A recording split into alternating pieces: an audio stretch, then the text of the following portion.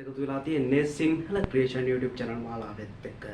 අද දවසේ මම ඔයාලත් එක්ක කතා කරන්න ලෑස්ති වෙන්නේ 6 7 8 9 10 11 සහ A level කියන මේ හැමෝටම වැදගත් වෙච්ච වාක්‍ය රචනය පිළිබඳවයි.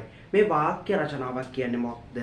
අපිට 6 7 8 9 10 11 ශ්‍රේණිවලදී වචන 200කට නෝඩු රචනාවක් ලියන්න එනවා. වචන 200කට නෝඩු රචනාවක් ලියන්න එනවා. ඉතින් මේ වචන 200කට නෝඩු රචනාවක් හරියට ලියන්නේ කොහොමද? ඔයාලා රචනාවක් ලියන්න කලින් මන් මේ කියන කරුණු පහ යටතේ කෙටි සාරාංශයක් ගොඩනගා ගන්න. මේ මන් දීලා තියෙන කරුණු පහ යටතේ කෙටි සාරාංශයක් ගොඩනගා ගන්න. එතකොට ඔයාලට පුළුවන් හරියටම වාක්‍ය රචනයක් ලියන්න. මේකෙදී අපිට ගොඩක් වැදගත් වෙන්නේ කරුණු තියෙන එක සහ කාලය පිළිබඳ සැලකිලිමත් වෙන්න ඕන. ගොඩක් අයට වාක්‍ය රචනයක් ලියන්න කරුණුත් තියෙනවා, අදහසුත් තියෙනවා. හැබැයි කාලය ප්‍රමාණවත් නොවන අවස්ථාවක් තියෙනවා. කාලය මැනේජ් කරගෙන, ඒ කියන්නේ අපි කාලය කළමනාකාරී කරගෙන තමයි මේ වාක්‍ය රචනයක් ලියන්න ගන්න ඕන. ඉතින් මුලින්ම අපි යමු වාක්‍ය රචනයක් ලියද්දී අපිට වැදගත් කරුණු වලට. වාක්‍ය රචනයක් ලියද්දී ඔයාලා මුලින්ම ලියන්න ඕන මෙන්න මේ හැඳින්වීම. හැඳින්වීම හරියට ලියන්න ඕන. දැන් උදාහරණයක් විදිහට මම ජල සම්පත ගැන ගන්නම්. ජල සම්පත සුරකිමු කියන මාතෘකාව යටතේ වචන 200ක නෝඩු රචනාවක් ලියන්න කියලා තියෙනවා. ඉතින් මේ ජල සම්පත සුරකිමු කියන එකේ හැඳින්වීම මුලින්ම ඔයාලා ජලය ගැන හඳුන්වන්න. ජලය කියන්නේ මොන වගේ සම්පතක්ද? පරිසරයට මොනතරම් සේවයක් තියෙනවද ජලයෙන්? ඒ වගේම මිනිස්සු ඇතුළු සත්ත්ව ප්‍රජාව ජීවත් වෙනවා. ඒ වගේම පරිසරයේ මේ ලස්සනක් ඇති කරන සුන්දරත්වය. දැන් හිතන්න වැවක් ගාව අපි ඉන්නේ ඒ වැවේ තියෙන ඒ අර ජලයේත් එක්ක එන හුලම් පාරට, ඒ කියන්නේ වාතයට අපිට මාර සීතලක් සහ නිකන් අර පරිසරයේ විඳගැනීමේ ආස්වාදයක් වගේ එකක් ඇති වෙනවානේ. එහෙම දෙයක්ත් තියෙනවා. ජලයට ඇත්තටම කිව්වොත් අපේ ජීවය පවත්වා ගන්න මෙහෙම ලියන්නේ. ජලය කියන එකට ජලය කියන්නේ අපේ ජීවය පවත්වා ගැනීමට උපකාරී වන මහත් වූ සාධකයක්.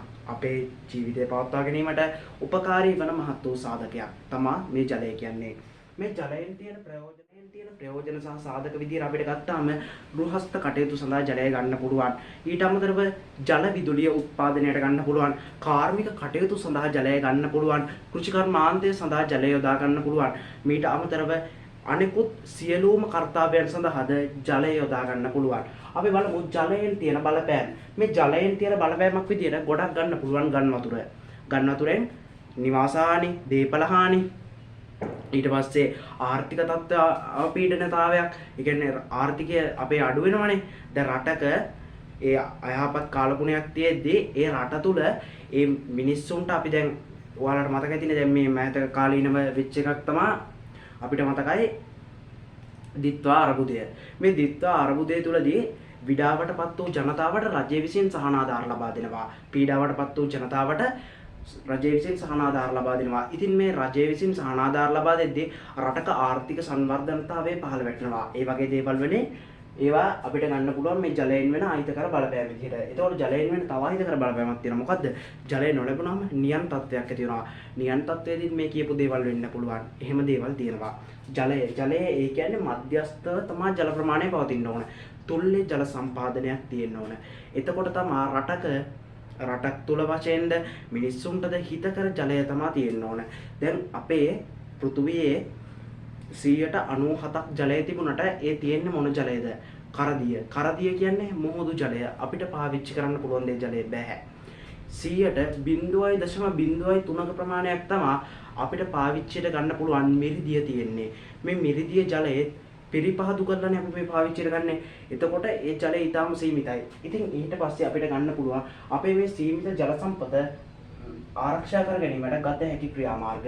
මේ සීමිත ජල සම්පාදන ඒ ජල තත්ත්වය ගත හැකි ක්‍රියාමාර්ග විදිහට අපිට මේ අපේ ජලයේ ඇති වටිනාකම කට්ටියට කියලා දෙනවා. සමාජයට ජලයේ ඇති වටිනාකම කියලා දෙනවා.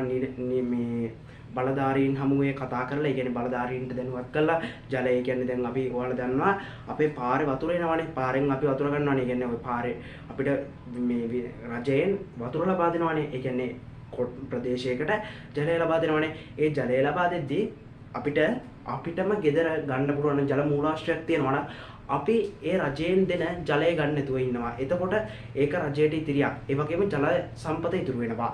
ඊට වඩා තව දේවල් කරන්න පුළුවන්.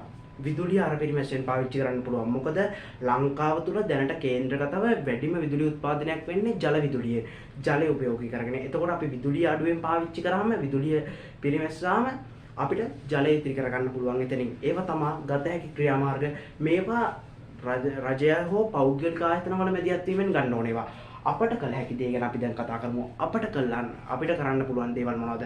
අපිට කරන්න පුළුවන් දේවල් විදිහට ඔයාලට පුළුවන් ටැප් එකක් කරලා තියනවා දැක්කොත් වතුර ජල කරාමයක් විවෘත කරලා තියනවා දැක්කොත් ඔයාලට ඒක වහන්න පුළුවන්. ඒ වගේම තමයි ගෙදරදී විඩෙන් විඩේ ජලය ගන්න නැතුව, ඒ කියන්නේ රෙදි සෝදද්දී විඩෙන් විඩේ ජලය, ඒ කියන්නේ කරාමේ අරිනවා ආයි වහනවා කරාමේ අරිනවා ආයි වහනවා, එහෙම නැතුව එකවර බේසමකට වගේ ජලය පුරවගෙන රෙදි හොදන්න පුළුවන්. මූණ හොදද්දී මෙහෙම ජලය ටැප් එක අපි අරගෙන නැතුව නැත්නම් ජල කරාමේ විවෘත කරගෙන මුව සෝදන්න නැතුව අපිට ජල බේසමකට අරන් පුළුවන්. නාද්දි සීමිත වශයෙන් ජලය පරිහරණයට අරගෙන නාන්න පුළුවන්. අඩු වෙන්න නාන්න නෙමෙයි මං කියන්නේ සීමිතව බේසමකට වගේ පුරවගත්තාම අර වගේ වතුර අපරාධයක් නැහැ. ඊට අමතරව අපිට පුළුවන් වැසිකිලි කැසිකිලි භාවිතයේදී ඊටාම මනාව ජලය පාවිච්චි කරනවා. ඒ කියන්නේ වැඩිපුර මේ ටැප් එකට මේ අපි කියන්නේ වොෂ්රූම් එකට ගිහිල්ලා ඉවර වුණාට පස්සේ ෂවර් එක අරන් ඉන්න එහෙම ඒවා නෙමෙයි. අපි අඩුවෙන් ජලය පාවිච්චි කරමු. එතකොට ඒවා අපිට කරන්න පුළුවන් දේවල්. ඒ වගේම තමයි අපේ ගෙදර ජලය වැඩිපුර යන තැන් තියෙනවනම් ජල කාන්දු ස්ථාන තියෙනවනම් ඒවා අපිට වළක්වන්න පුළුවන්. ඒ කියන්නේ දැන් ඔයාලා හිතන්න බටයක් කැඩලා බටේක පොඩි සිදුරක් ඇතිලා එතනින් ජලය ඉවතට යනවා. ඒක අපිට වහන්න පුළුවන්. නැවත පිළිසකර කරන්න පුළුවන්. මේ වගේ දේවල් තමයි අපිට කරන්න පුළුවන් දේවල්. ඉතින් මේ විදිහට ජල සම්පත සුරකිමු කියන මාතෘකාව යටතේ ඔයාලට හිතෙන වැදගත් කරුණු දාලා ලිව්වොත් අනිවාර්යයෙන්ම ඔයාලට රචනාවකට හම්බෙන ලකුණු 25ම ගන්න පුළුවන්.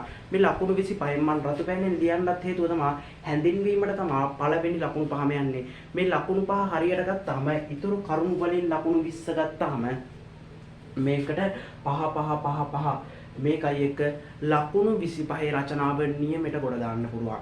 ඉතින් එහෙනම් ඔයාලටත් වාක්‍ය රචනා අමාරුයි නම් මේ වීඩියෝ එක බලන්න. මේ වීඩියෝ එක හොඳයි නම් ඔයාලගේ යාළුවන්ටත් බලන්න ෂෙයා කරන්න කියලා ඉල්ලන බලාපොරොත්තු වෙන. අදට මම ඔයාගේ නිවසෙන් සමු අරගෙන යනවා. ඉතින් මෙතෙක් ඔබට ආයිබෝවන්.